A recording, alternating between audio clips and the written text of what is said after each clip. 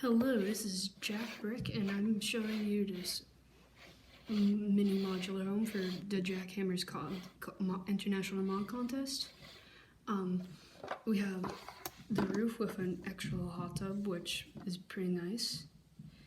And if you look inside the house, we have windows everywhere. And for the interior, we have a little floor mat to drop off your shoes, a tiny little couch, to sit on, and a TV. And I like how I use this little accent thing so I can burst out the TV, because if I didn't, the TV would blend into the wall. And I used the floated the staircase piece only because I liked how it kind of like blends in and makes it look like a silhouette for the window.